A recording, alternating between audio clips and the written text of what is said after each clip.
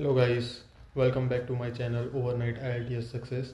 तो आज हम बात करने वाले हैं कि आपको कौन से डॉक्यूमेंट्स की ज़रूरत पड़ेगी if you want to put up your student visa application in SDS category. तो मैं आपको बता दूं, दो टाइप्स की कैटेगरी होती है जिसमें आप स्टूडेंट वीज़ा एप्लीकेशन कर सकते हो। एक है SDS कैटेगरी एंड दूसरा है non SDS category. SDS category में बेसिकली आपको 1 ईयर का ट्यूशन फ़ी पहले ही भर देना है और आपको वीज़ा एप्लीकेशन उसके बाद करना है। While in non SDS there is no such requirement. हालांकि पहले ऐसा था कि स्टूडेंट वीज़ा के चांसेस SDS कैटेगरी में बहुत ही ज़्यादा थे, लेकिन आजकल ऐसा ट्रेंड नहीं है। आजकल नॉन SDS में भी उतने ही अप्रूवल्स आ रहे हैं। लेकिन मैंने जो मेरा प्रोसेस किया था वो SDS कैटेगरी में किया था, क्योंकि मैं कोई रिस्क लेना नहीं चाहता था। आज आपको यही बताना चाहता हूँ कि आपको कौन से डॉक्यूमेंट्स लगेंगे for putting up your student permit application in SDS category for Canada. आपको टोटल 9 PDFs बनानी होगी।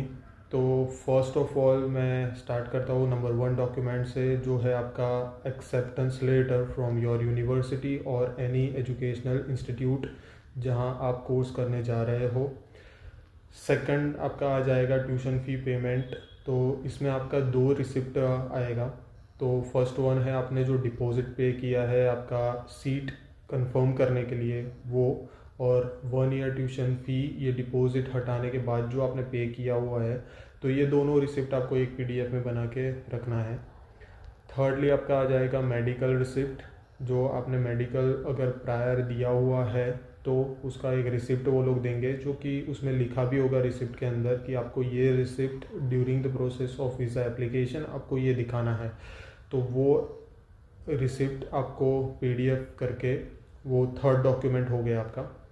Now the fourth document is GIC payment. So GIC payment अगर आप करते हो तो उसमें आपको लास्ट में एक रिसिप्ट दिया जाएगा और वो रिसिप्ट आपको ये वीज़ा एप्लीकेशन में अटैच करना है। तो ये आपके हो गए 4 documents. Fifth document is your IELTS result, जो कि लास्ट 2 साल के अंदर दिया हुआ होना चाहिए और वो एकेडमिक ही होना चाहिए IELTS result. Now coming to the sixth document which is very important, ये है आपका एजुकेशनल ट्रांसक्रिप्ट्स। तो एजुकेशनल ट्रांसक्रिप्ट्स में आपको स्टार्ट करना है the most recent degree which you have attend. Like मेरे केस में मैंने बैचलर डिग्री लिया था, तो मेरा बैचलर डिग्री सबसे पहले मैंने अटैच किया। उसके बाद सारे मार्कशीट्स आएंगे सेमेस्टर वाइज, बट उसमें भी जो मोस्ट रिसेंट है वो पहले आएगा। जैसे कि मेरे 8 सेमेस्टर थे, तो पहले 8th 7th 6th 5th 4th 3rd 2nd and 1st ऐसे जाएगा। उसके बाद मैंने 12th के बाद एडमिशन लिया था बैचलर्स में, तो ऑब्वियसली मेरा 12th का अगर मेरा पासिंग सर्टिफिकेट है तो पासिंग सर्टिफिकेट पहले लगाना है और उसके बाद उसका मार्कशीट आएगा। सेम प्रोसेस आपको 10th के लिए करना है कि पासिंग सर्टी अगर है तो आपको पासिंग सर्टी पहले लगाना है और उसके बाद 10th का मार्कशीट। ये सारे डॉक्यूमेंट्स जो मैंने आपको बताया वो सबको आपको PDF में, एक ही सिंगल PDF में बनाना है और आपको मेक श्योर करना है कि 4 MB से आपका फाइल कम रहे। Now coming to the 7th document which will be very crucial in your visa application, because ये डिसाइड करने वाला है कि आपका वीज़ा आ रहा है कि नहीं आ रहा है, क्योंकि इसमें आपको SOP अटैच करना है। This document is called client information. ये डॉक्यूमेंट में आपको सबसे पहले SOP बनाना है। तो SOP आपका 2 या 3 पेज का होना चाहिए और ये SOP में क्या क्या इंक्लूड होगा उसके लिए मैं एक अलग से वीडियो बना रहा हूँ इसके बाद तुरंत। तो आप ये मेरी चैनल को अगर सब्सक्राइब नहीं किया है तो कर लेना, क्योंकि मैं ऐसे ही सारे डॉक्यूमेंट्स और पूरा प्रोसेस आप घर बैठे कर सकते हो without anyone's help. Now coming to this client information PDF, तो आपको सबसे पहले उसमें SOP अटैच करना है। सबसे पहला डॉक्यूमेंट आपका ये रहेगा PDF में। उसके बाद आपके प्रोफेशनल बैकग्राउंड्स के डॉक्यूमेंट्स आएंगे। जैसे कि मैंने 2 जॉब्स किए थे अलग अलग, तो सबसे रीसेंट जॉब जो मेरा है उसका एम्प्लॉयमेंट लेटर सबसे पहले लगेगा। एम्प्लॉयमेंट लेटर के बाद उसके उसका अगर मेरे पास एक्सपीरियंस लेटर नहीं है तो मेरे को 3 सैलरी स्लिप्स जो मोस्ट रिसेंट है वो लगाना है, और उसमें भी जो मोस्ट रिसेंट वन है वो पहले रखना है। जैसे कि अभी दिसंबर मंथ चल रहा है तो मैंने नवंबर, अक्टूबर एंड सितंबर ऐसे 3 पे स्लिप्स अटैच किए थे। अभी उसके बाद मेरा जो प्रीवियस फॉर्म था उसका एम्प्लॉयमेंट लेटर मैंने अटैच किया था, और उसके बाद मेरा एक्सपीरियंस लेटर था वही फॉर्म का, तो वो अटैच किया था। और to be on safe side मैंने उसका 2 रीसेंट सैलरी स्लिप भी अटैच कर दिया था अंदर। तो ये हो गया आपका पूरा प्रोफेशनल बैकग्राउंड का डॉक्यूमेंट्स एसओपी के बाद।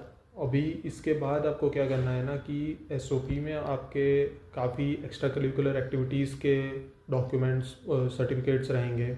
इवन आपने एकेडमिक सर्टिफिकेट्स भी रहेंगे, कहीं पे सेमिनार अटेंड किया है या फिर कोई इंटर्नशिप किया है, तो ये सारे डॉक्यूमेंट्स आपको एसओपी पढ़ के जिस हिसाब से आपने मेंशन किया है उस हिसाब से आपको नीचे सर्टिफिकेट्स अटैच कर देने हैं सारे। अभी इसमें एक मोस्ट इम्पॉर्टेंट पॉइंट मैं आपको बता देता हूँ कि अगर आपका लोकल रीजनल लैंग्वेज में कोई सर्टिफिकेट है तो आप मेक श्योर करना कि आप एडवोकेट के पास जाके उसको कन्वर्ट करा रहे हो into English certificate, and then only you are attaching the certificate here.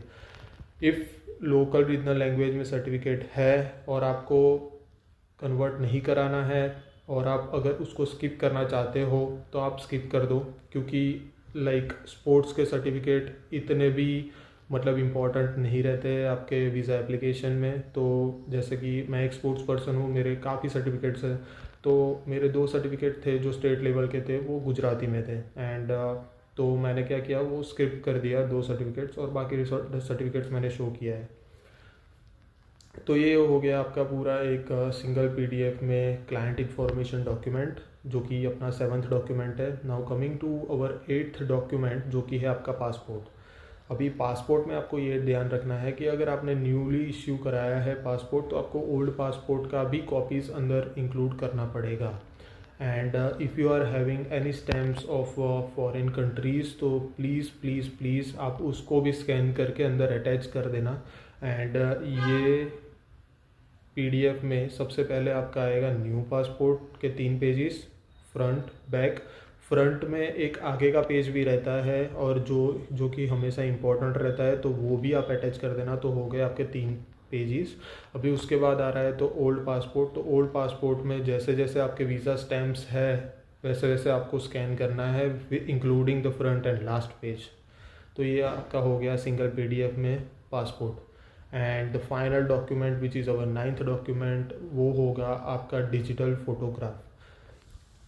Please इसमें कोई जुगाड़ मत करना कि आपके पास पासपोर्ट साइज़ फ़ोटोग्राफ है, आपने घर पे ही स्कैन कर दिया और वो फ़ोटोग्राफ आप अटैच कर रहे हो, वो नहीं चलेगा। यहाँ पे आप जाइए, अगर आपके पास डिजिटल फ़ोटोग्राफ नहीं है तो आप पहले तो जो फ़ोटोग्राफ आपके पास है उसका डेट चेक कीजिए और डिजिटल स्टूडियो में बात कीजिए, उसके पास डिजिटल कॉपी रहेगा तो वो सेंड कर देगा। अगर वो पॉसिबल नहीं है तो जाइए एक फ़ोटो खिंचवा लीजिए, उसमें कोई आलस मत रखिए, क्योंकि ये फ़ोटो आपको पीछे भी बहुत काम लगेगा। एंड फ़ोटोज़ में ही मैंने देखा है कि लोग फ़ोटोज़ का क्वालिटी इतना घटिया मतलब सिलेक्ट करते हैं और खुद से ही खींच के दे देते हैं।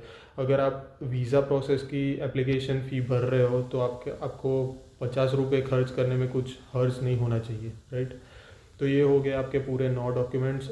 अगर ये सारे डॉक्यूमेंट्स आपके हो गए और आपने मेक श्योर किया है कि सारे पीडीएफ्स आपके 4 MB से नीचे है, तो then you are good to go to make your application at GC की, एंड आप फर्दर प्रोसेस के लिए जा सकते हो।